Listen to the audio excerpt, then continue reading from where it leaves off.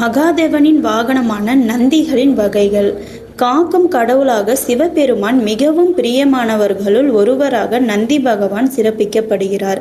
அப்படிப்பட்ட பஞ்சபூத நந்திகளை பற்றி தான் இந்த வீடியோவில் நம்ம பார்க்க போகிறோம். நம்ம சேனலை இப்போ தான் நீங்கள் ஃபர்ஸ்ட் டைம் பார்க்குறீங்கன்னா ஃபாலோ பண்ணிக்கோங்க, பெல் பட்டனை கிளிக் பண்ணிக்கோங்க. வாங்க வீடியோக்குள்ளே போகலாம்.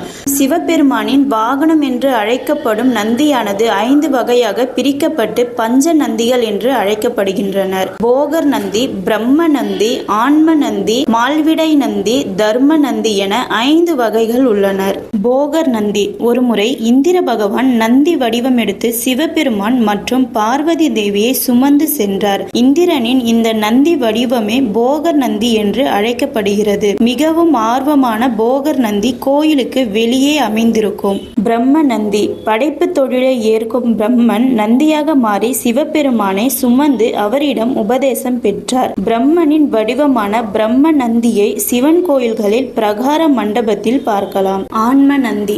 அனைத்து ஆன்மாக்களிலும் இறைவன் இருப்பதை உணர்த்துவதே ஆன்ம நந்தி. இதுவே பிரதோஷ காலங்களில் சிவ பூஜையை ஏற்கும் நந்தியாகவும் உள்ளது. இது சிவன் கோவில்கள்ல கொடிமரத்திற்கு அருகே இருப்பதை காண முடியும். மால்விடை நந்தி. திரிபுரந்தக அசுரர்களை அழிக்க சென்ற சிவனை திருமால் நந்தியாக இருந்து சுமந்து சென்றதால் இது மால்விடை நந்தி என்று அழைக்கிறனர். மால் என்றால் மகாவிஷ்ணு என்று பொருளாகும்.